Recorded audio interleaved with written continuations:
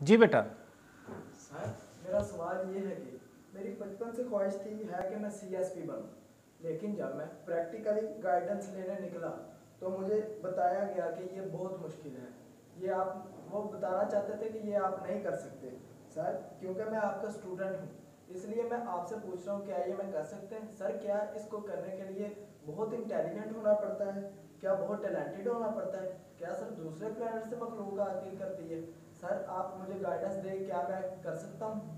Okay fine, very good question, very good question, demanding question. It's not your problem. I've been in Ankana since 2005, so I have spent almost 18 years are going to be completed, 17 and a half years. What I observed here, our generation doesn't have any proper idea about such kind of things, except they know very intelligent students, very talented students, they have only a vision, doctors, engineers. And if they've been failed in that, then they think about other things.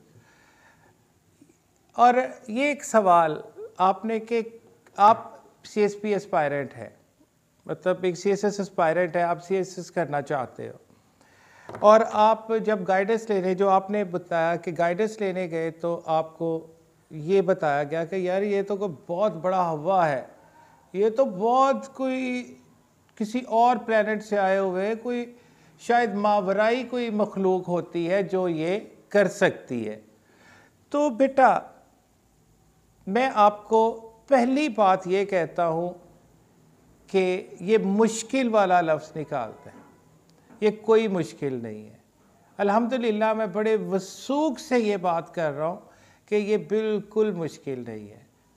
बस चंद एक चीज़ें इसके बारे में, कुछ conditions हैं, आप उनको मीट करना है। जो अल्लाह पाक ने आपको जो एबिलिटी दी हुई है, अगर इन टर्म्स ऑफ मार्क्स आप अपने आप को एवरेज समझ रहे हैं तो ये आप अपने साथ ज़्यादती कर रहे हैं।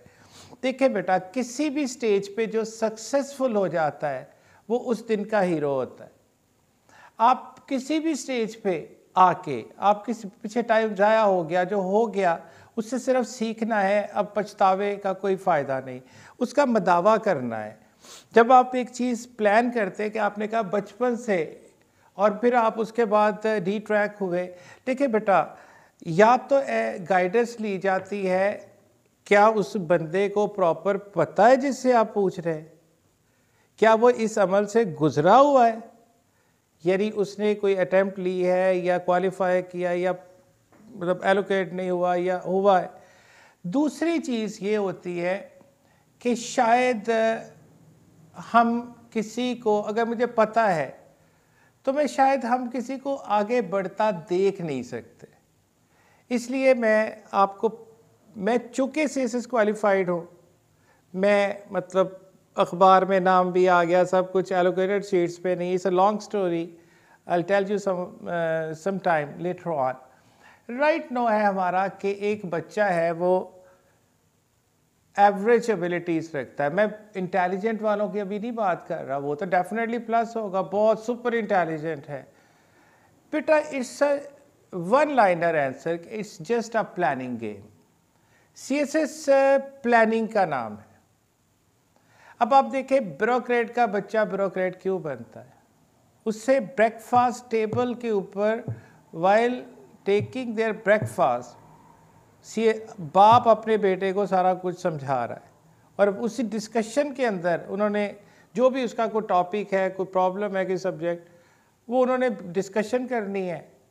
कुछ अखबार पकड़ा, सोशल मीडिया को यूज़ किया, इलेक्ट्रॉनिक मीडिया को यूज़ किया, एक कॉन्सेप्ट बना, तो आपने से ट्रांसफ़र कर दिया। एक्चुअल जो इसके अंदर चीज़ है, मैं आपको बताऊं कि एवरीवन कैन डू दैट। इसके लिए सिर्फ शर्त है कमिटमेंट, इसके लिए शर्त है एक ही, कमिटमेंट, कि आप रिजॉल्व करते हो, जो डिसीजन लेते हो, फिर आगे चाहे जन्नत मिले जहन्नम मिले, फिर पीछे नहीं हटना।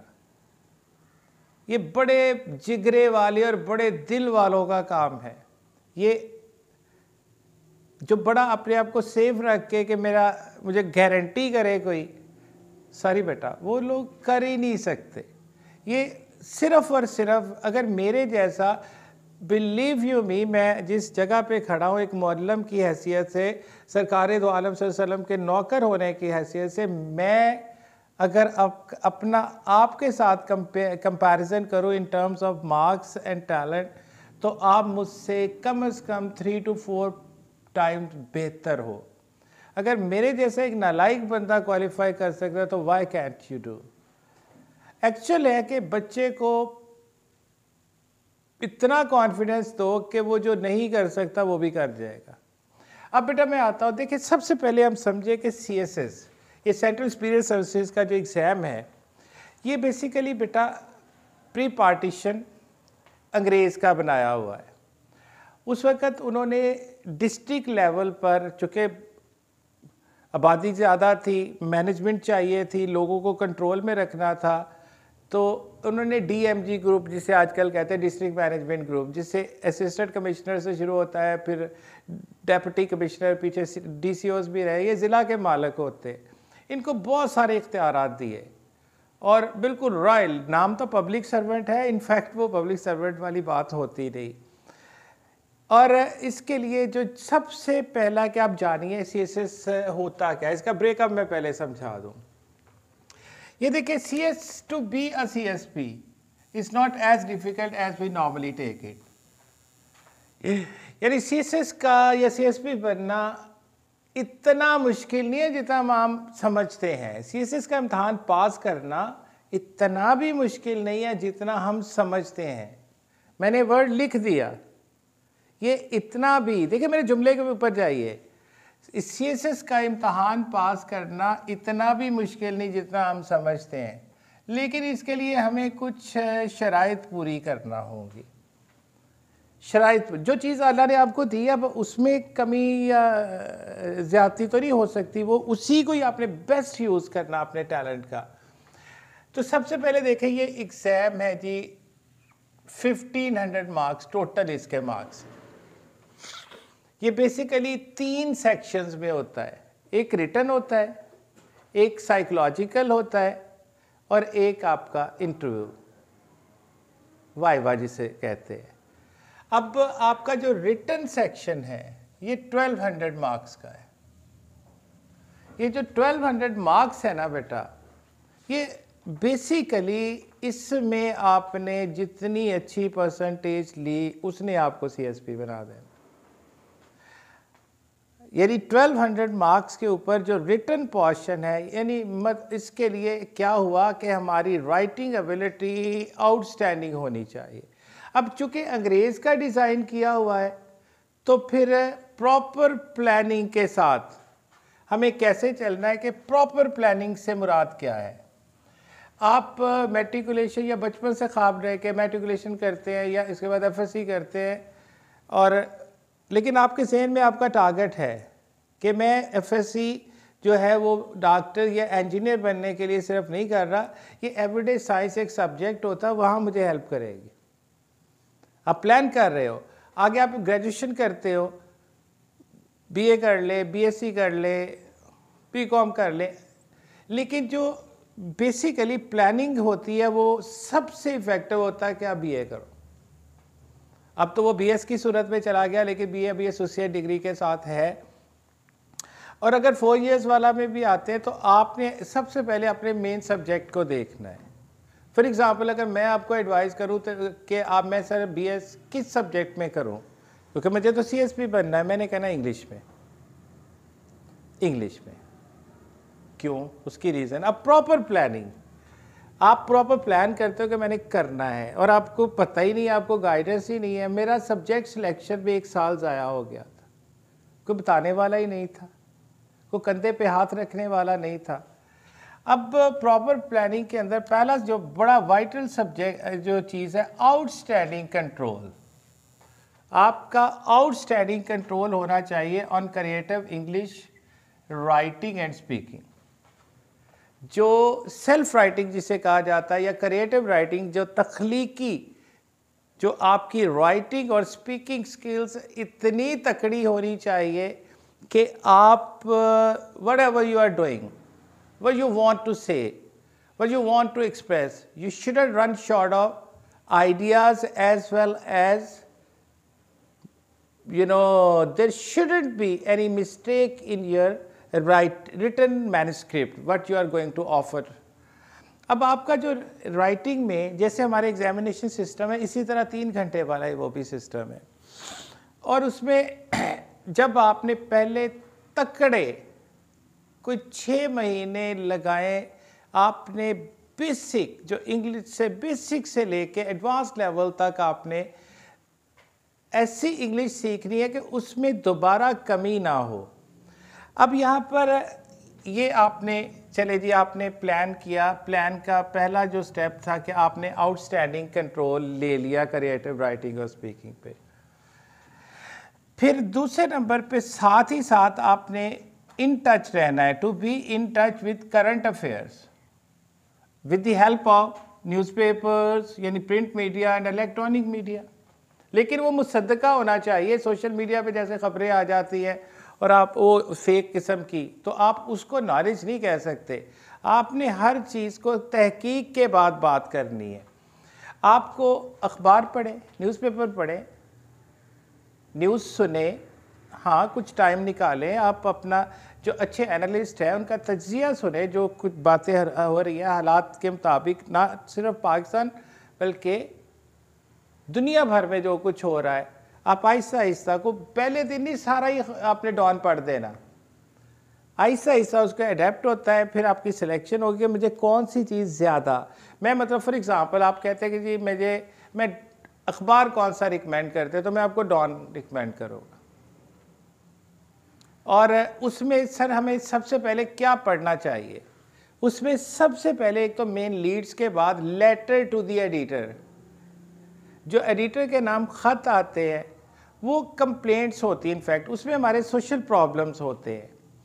वो जो इंग्लिश है वो एक मेरे जैसा कोई आम बंदा है, टूटी फूटी अंग्रेज़ी या सादा सी अंग्रेज़ी या बहुत मैं उसे कंपाउंड या कॉम्प्लेक्स का कम यूज़ करते हुए मैंने अंडरस्टैंडेबल जो है वो इंग्लिश लिखनी, वो खत छप जाता है। एक तो आपको स्टाइल का पता चलता है कि इंग्लिश आसानी से, पहले मैं आसान वाला शुरू करूं, और जो प्रॉब्लम्स हैं उनको हाईलाइट कैसे किया जाता है, यानी 2 चीज़ें मिल गई। अब एक चीज़ ज़हन में रहे कि आप आउटस्टैंडिंग इंग्लिश सीख चुके हो, आपको अब ये कोई मसला नहीं है कि जो आपसे कहा जाएगा कि और आप उसको ट्रांसफ़र नहीं कर सकते। अब ये इसके बाद आपने जो बहुत ही इम्पॉर्टेंट चीज़ होती है, ये जो आपके ऑप्शनल सब्जेक्ट है, इसको सेलेक्ट करना। मैं इसमें देखिए 600 मार्क्स का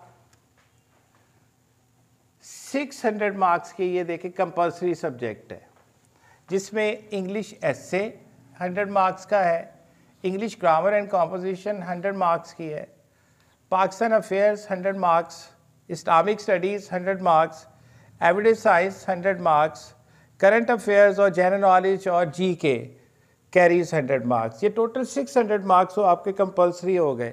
600 का आपने लेना है ऑप्शनल। बेटा एक चीज़ मैं जो एक्सपीरियंसेस के बाद, चूँकि तैयारी भी करवाते हुए बहुत सारे ऐसे एक्सपीरियंसेस हो गए अल्हम्दुलिल्लाह, कि आप जब सब्जेक्ट, एक तो वो जो पीछे आपने प्लानिंग ये है कि वो पहले ही आपने ले लेना है।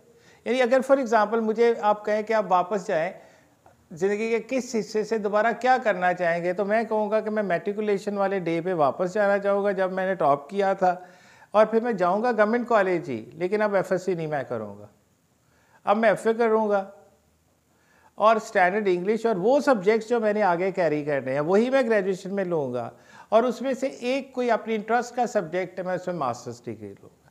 इसके बाद मैंने साथ साथ मैं प्लान कर रहा हूँ, मैंने जो भी पढ़ रहा हूँ ना, मैं सीएसएस के लिए पढ़ रहा हूँ आपके सब्जेक्ट्स तैयार। अब आपको 600 के कुछ सब्जेक्ट्स होते हैं बेटा जिनके 200 मार्क्स होते हैं, लाइक मैथमेटिक्स हो गया या साइंस सब्जेक्ट्स हो गए, लाइक आप लैंग्वेजेस को ले लें, कुछ जो हिस्ट्री है वो 200 की है, कुछ 100 की है। इसी तरह से बेटा जो आपने सब्जेक्ट लेना है, जैसे मैथमेटिक्स सपोज, वो 200 का है, पर्शियन 200 की है,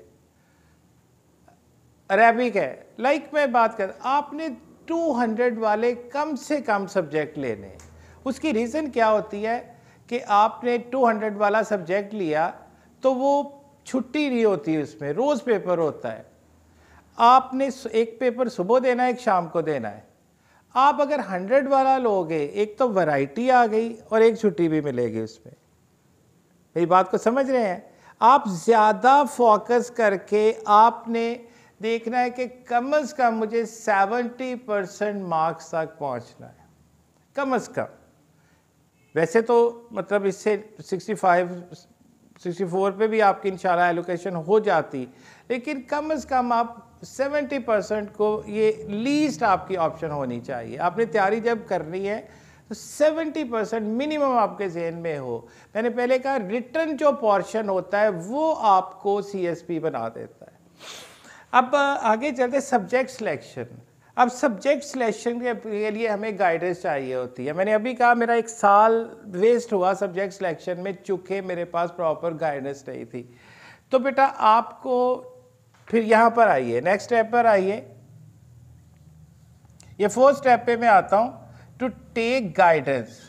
आपने गाइडेंस लेनी है, आपने लुक एट मी, आपने प्रॉपर गाइडेंस लेनी है by an experienced and dedicated गुरु।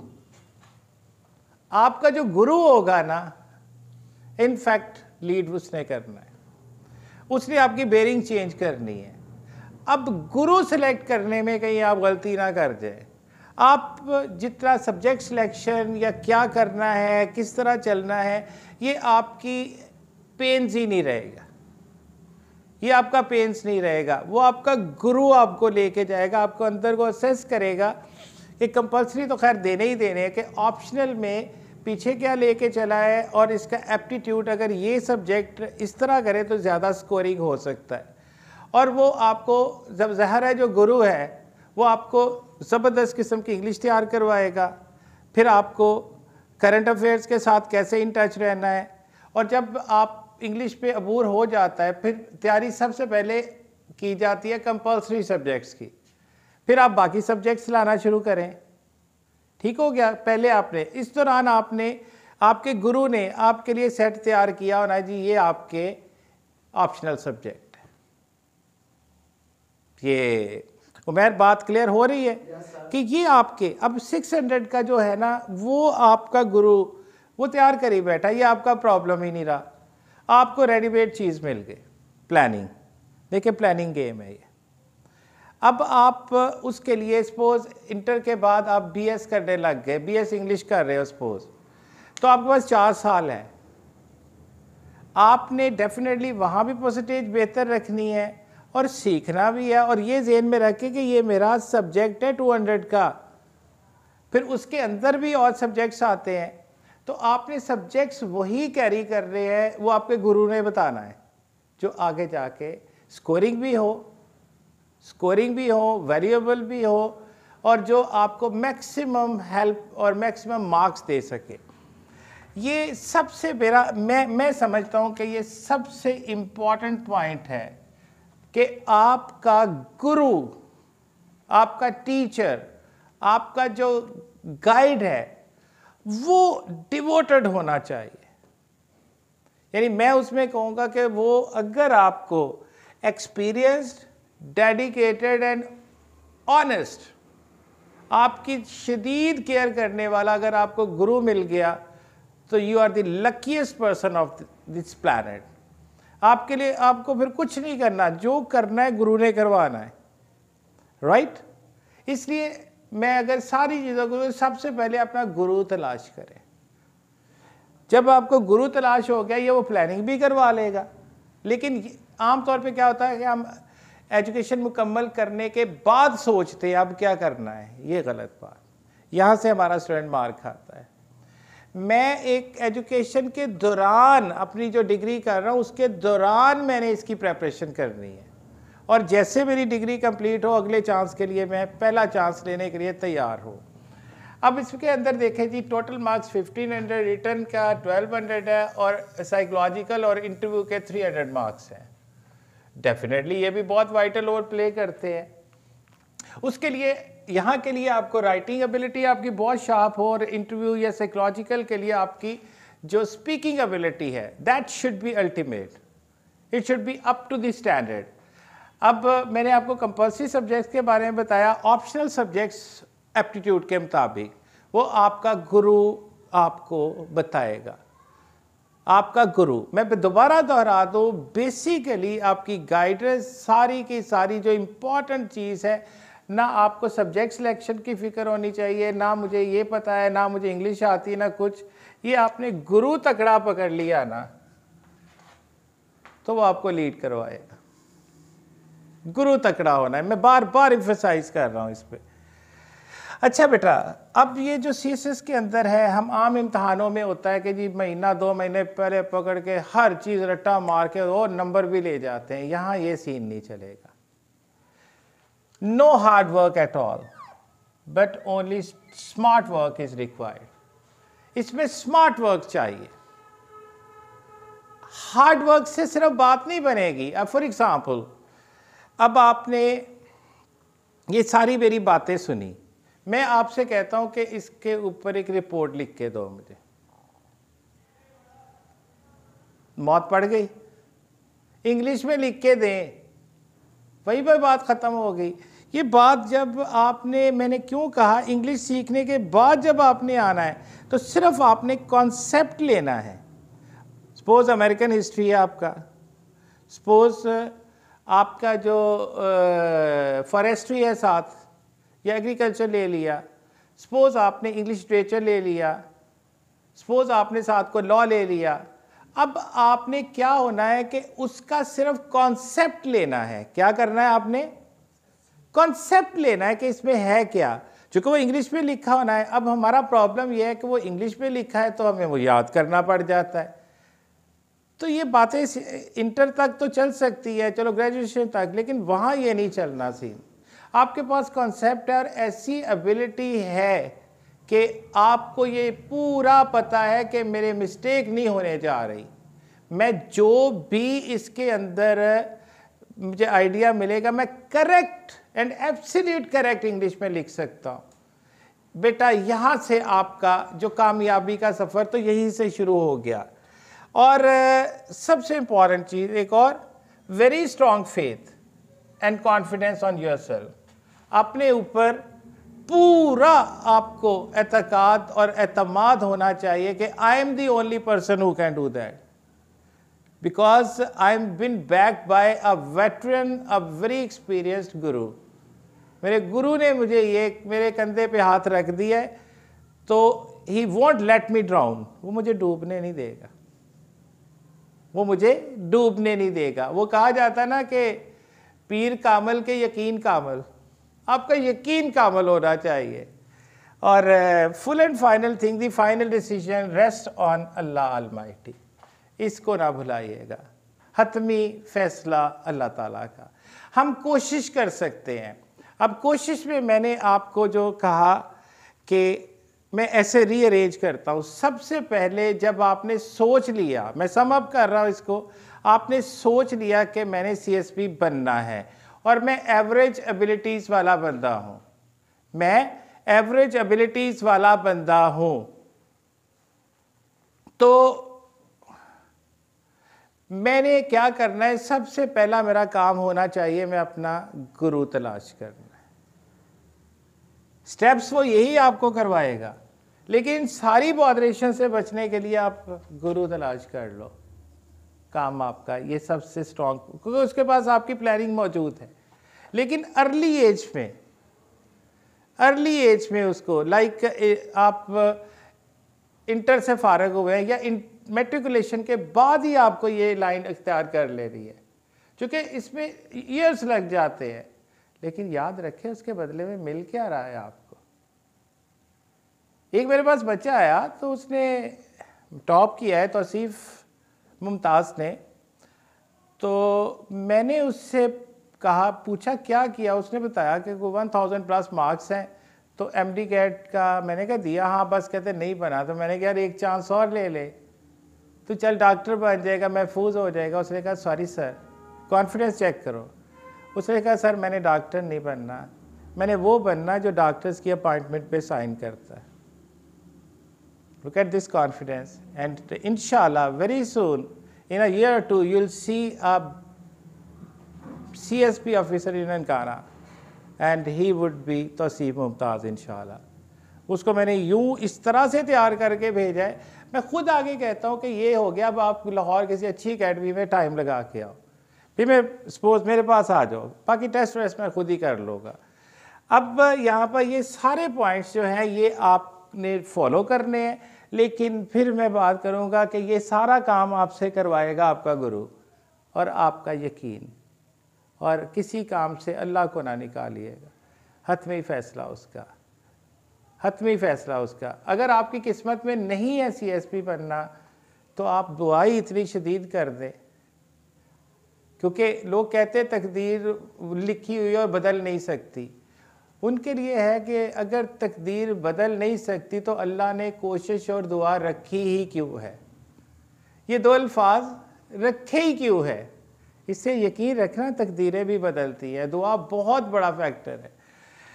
अब यहाँ पर बेटा मैं आपको बता दूँ नटशल कि CSS करने के लिए आपको कोई प्लेटोनिक चीज़, कोई खलाई मखलूक, कोई सुपर हीरो टाइप इंटेलिजेंट, ये शराइत नहीं है। शराइत ये है कि आपका गुरु कितना तकड़ा है, आपकी इंग्लिश कितनी तकड़ी है, आप कितने वेल ऑर्गेनाइज्ड हो, कितने आप डेडिकेटेड हो, कितने आप ब्रेव हो, और हाँ साथ फिज़िकल भी आपने रखना है कि फिज़िकली भी हेल्दी होना। वो सुबह शाम पेपर्स में और तैयारी का कि वो मरहला होता है, और उसमें आपको मैं दोबारा कह रहा हूँ हार्ड वर्क नहीं स्मार्ट वर्क। मैं हार्ड वर्क करता था, उसका नतीजे जो थे वो अच्छे नहीं आए। आप स्मार्ट वर्क पे जाएंगे, एक तो आपको हर वक्त किताबों में नहीं रहना पड़ेगा, मतलब अगर आप एक दिन में 6 आवर्स दे दें अपनी जो टीचर के जो प्रेजेंस के निकाल के,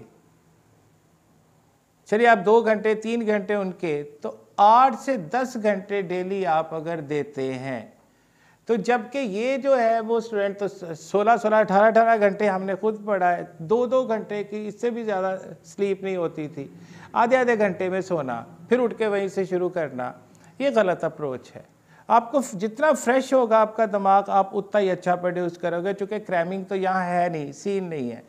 तो मैं दावत देता हूँ और अल्लाह पाक के भरोसे मैं ये बिल्कुल दावा करता हूँ, इसके लिए कोई सुपर जीनियस और सुपर हीरो टाइप चीज़ नहीं होना चाहिए।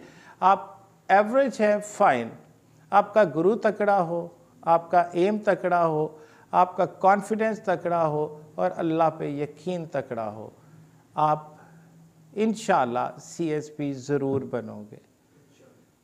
तो ये मेरी बेसिकली जो मैं इसके अंदर समझता हूँ कि बच्चों को पता ही नहीं होता। अगर ये वीडियो वो देखें, ज़रूर आप एक दूसरे के साथ शेयर कीजिएगा कि बहुत सारे हमारे बच्चे और बच्चियाँ हैं वो FSC में जब मेरिट नहीं आता तो वो किसी ऐसी फील्ड में चले जाते हैं जो कि उनका कप ऑफ टी नहीं होता, कि सिर्फ मैं साइंस स्टूडेंट हूँ तो मैंने फिजियोथेरेपिस्ट बन जाना है, मैंने D फार्मेसी कर लेनी है, मैंने ये, या मैं BS कोई केमिस्ट्री फिज़िक्स। मैं ये नहीं कह रहा वो गलत, वो बुरी चीज़ है, बहुत अच्छी है, लेकिन अगर आप CSS एस्पायरेंट हो तो फिर आपको यहाँ चेंज लाना होगी, ये पॉइंट है। और ये कौन लाएगा? आपका गुरु। आपका गुरु वो आपका टाइम भी सेव करेगा, आपको लेके भी चलेगा, और आपको उसकी जिम्मेदारी है। जिस दिन अल्हम्दुलिल्लाह आपने जाके CSP बन गए, ज्वाइनिंग दे दी, उसके बाद गुरु आपकी ज़िंदगी से निकल गया। अगर तो आप वाक़तन नस्ली हो तो गुरु के पास आओगे, नहीं तो गुरु किसी मकसद के तहत या मतलब से काम नहीं करवाता। गुरु का टारगेट होता है मैंने इसे तैयार करना है। जब आप चले गए तो अच्छा गुरु कभी आपसे रिवार्ड नहीं मांगेगा, वो सिर्फ़ और सिर्फ अजर अल्लाह से मांगता है।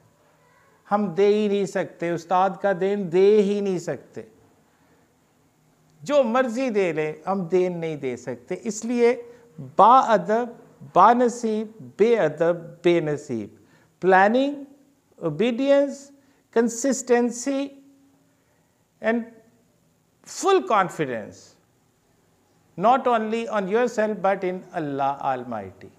If you have any questions, you may ask me in comments. आपको कोई सवाल है इसके बारे में फर्दर पूछा, मुझसे कमेंट्स में पूछ सकते हैं। नंबर हम दे देते हैं, मैं यहाँ लिख देता हूँ, ताकि अगर कोई मुझसे डायरेक्टली पूछना चाहता है, फी सबीलिल्लाह पूछना चाहता है, तो मैं पूरी की पूरी इंफॉर्मेशन उसे प्रोवाइड करूँगा। और अगर कोई मुझसे डायरेक्टली करना चाहता है, यार वो तो मैं ननकाना साहिब में हूँ, कोई अब लाहौर या इधर से जड़ावाला या दूर दराज इलाकों से तो नहीं आ सकते, उनके लिए ये मैसेज आप ज़रूर उन्हें पहुंचाएं कि ये CSS कोई बहुत हवा जो बनाया हुआ है, इतना भी मुश्किल नहीं है।